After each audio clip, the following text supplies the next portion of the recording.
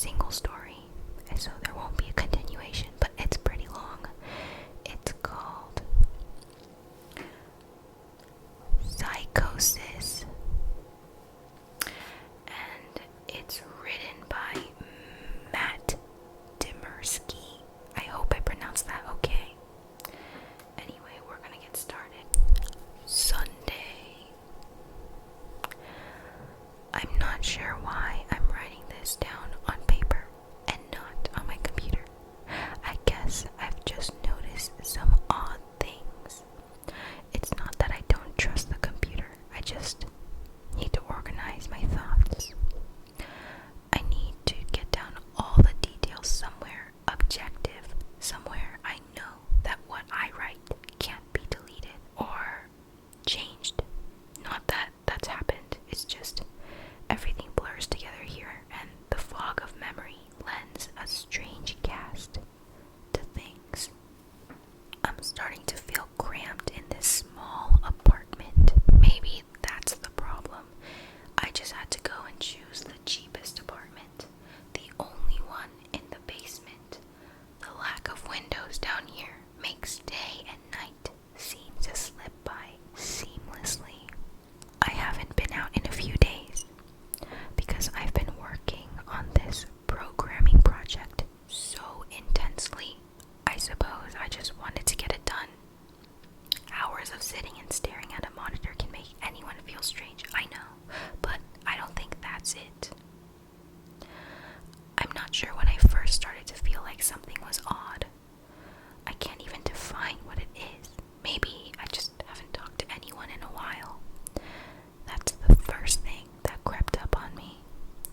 Everyone I normally talk to online while I program has been idle, or they've simply not logged on at all. My instant messages go unanswered.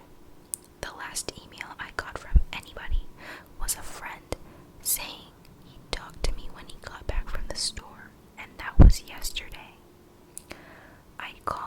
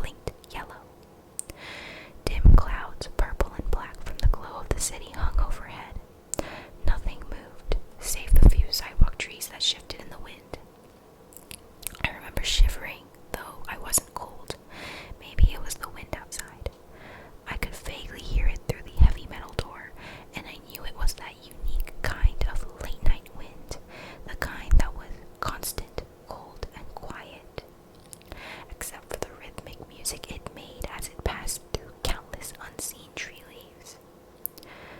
I decided not to go outside. Instead, I lifted my cell phone to the door's little window and checked the signal meter. The bars filled up the meter, and I smiled. Time to hear someone else's voice, I remember thinking, relieved. It was such a strange thing to be afraid of nothing. I shook my head, laughing at myself silently.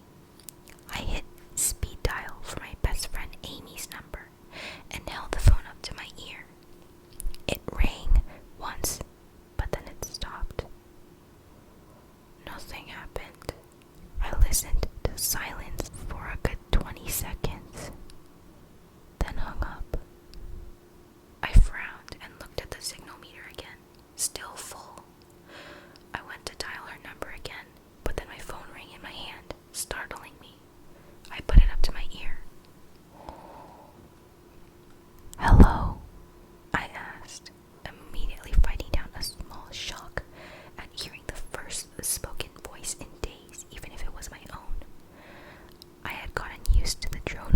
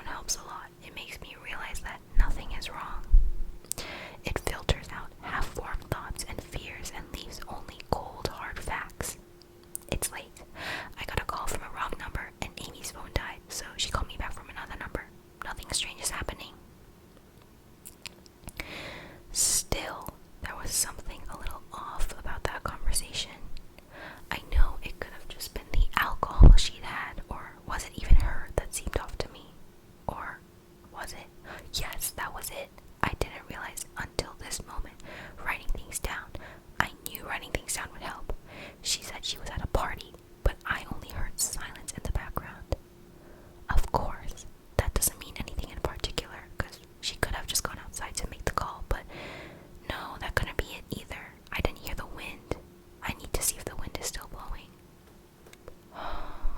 Okay. Slightly creepy, but so far, I would give it like a 6 out of 10. I mean, there are moments where it gets really creepy, but it's so much detail. Like, what is all this imagery? So unnecessary, bruh. I'm too tired. Let's get to the point, you know?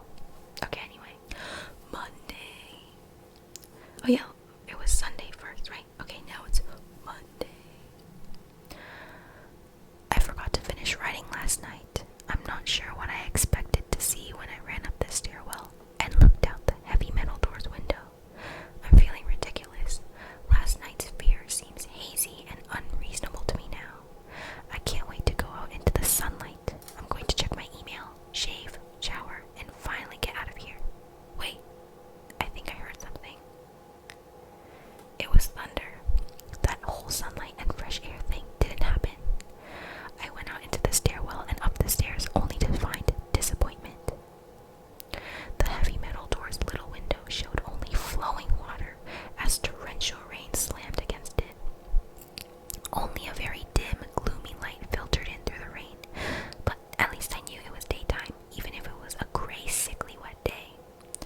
I tried looking out the window and waiting for lightning to illuminate the gloom, but the rain was too heavy and I couldn't make out anything more than vague, weird shapes moving at odd angles in the waves washing down the window.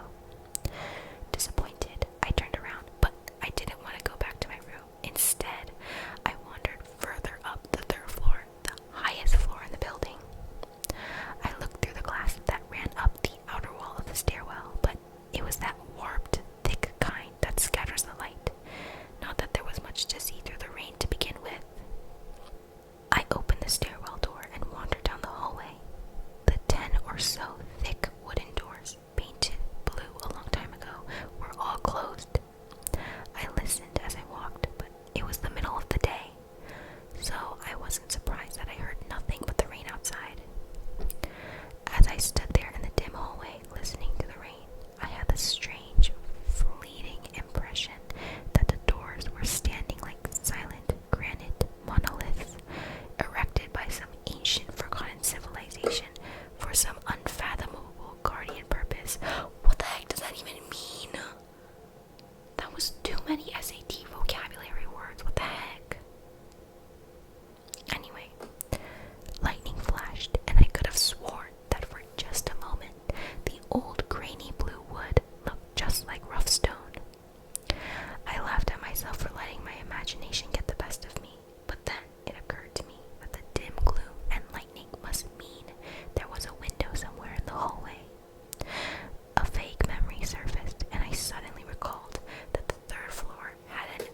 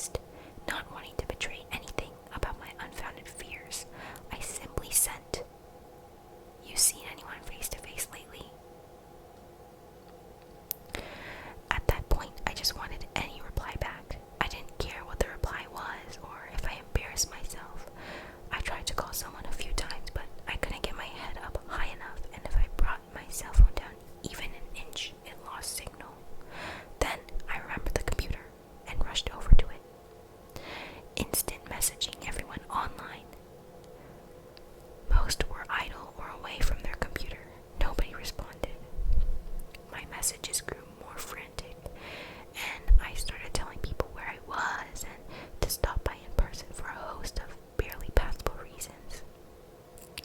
I didn't care about anything by that point. I just needed to see another person. Bro, this guy's so stupid. Why is he sharing his location?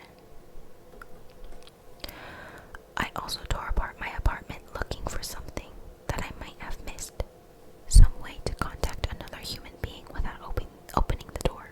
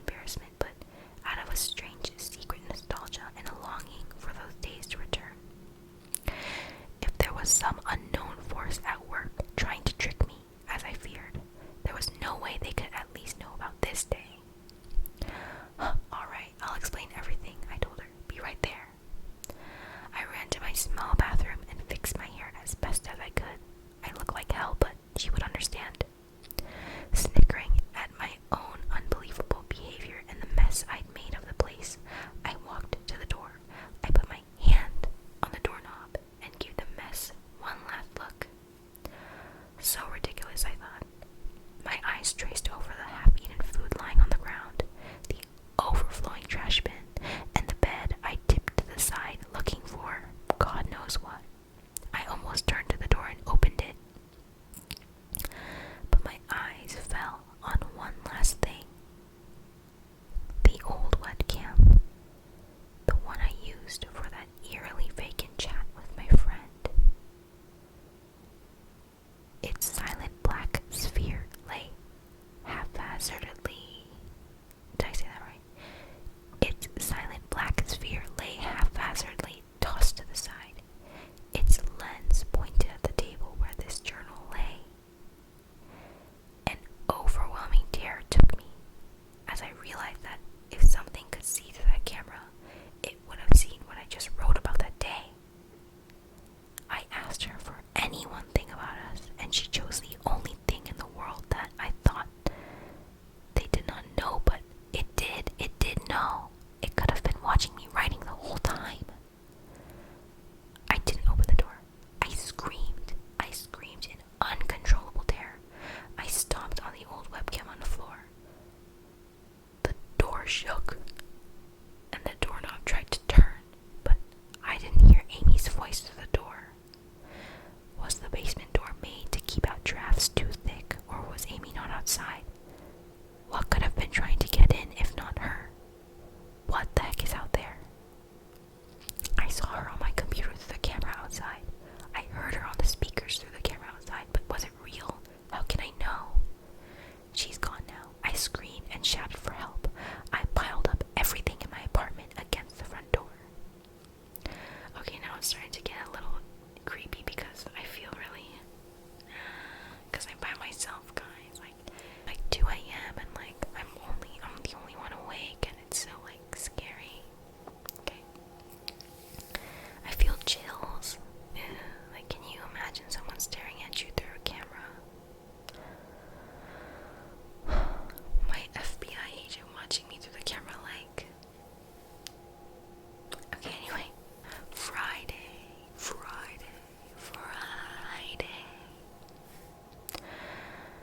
At least I think it's Friday. I broke everything electronic. I smashed my computer to pieces. Every single thing on there could have been accessed by network access, or worse, altered. I'm a programmer, I know. Every little piece of it, little information I gave out since this started. My name, my email, my location. None of it came back from outside until I gave it out.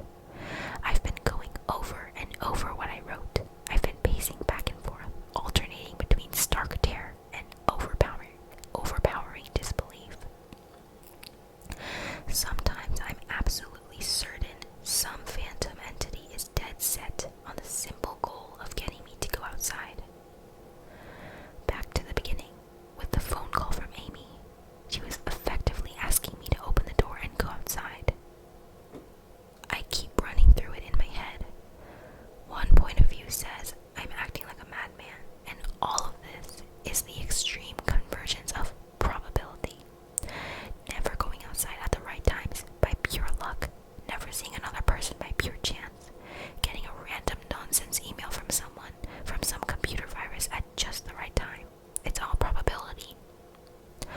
The other point of view, however, says that extreme convergence of probability is the reason that whatever's out there hasn't gotten me already.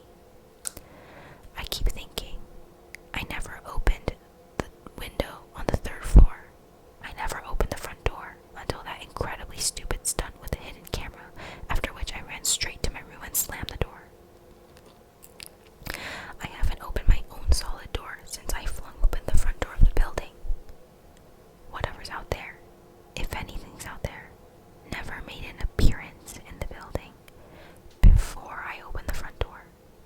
Maybe the reason it wasn't in the building already was that it was elsewhere, getting everyone else.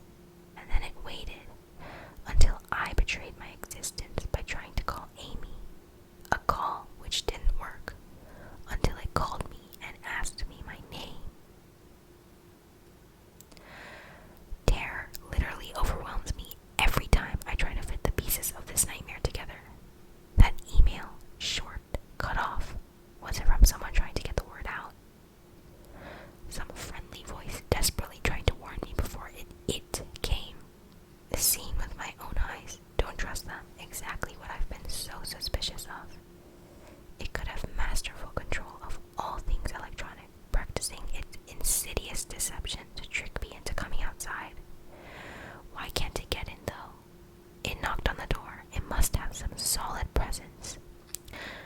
image of those doors in the upper hallway as guardian monolith flashes back in my mind every time I try to trace this path of thoughts. If there is some phantom entity trying to get me to go outside, maybe it can't get through the doors. I keep thinking back over all the books I've read or movies I've seen, trying to generate some explanation for this.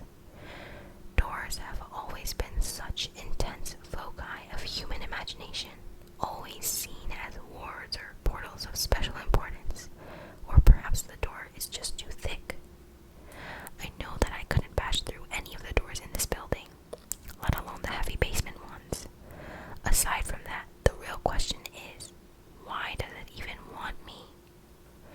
If it just wanted to kill me, it could do it any number of ways, including just waiting until I starve to death. What if it doesn't want to kill me? What if it has some far more horrific fate in store for me? God, what can I do to escape this nightmare? A knock on the door. I told the people on the other side of the door I need a minute to think and I'll come out. I'm really just writing this down so I can figure out what to do. At least this time, I heard their voices. My paranoia, and yes, I recognize I'm being paranoid, has me thinking of all sorts of ways that their voices could be faked electronically. There could be nothing but speakers outside, simulating human voices. Did it really take them 3 days to come talk to me? Amy is supposedly out there along with 2 policemen and a psychiatrist. Maybe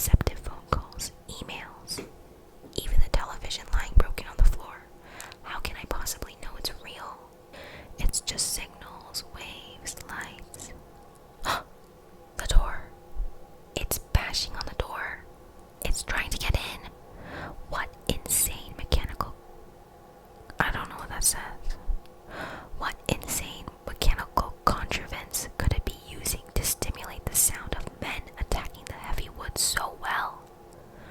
At least I'll finally see it with my own eyes. There's nothing left in here for it to deceive me with.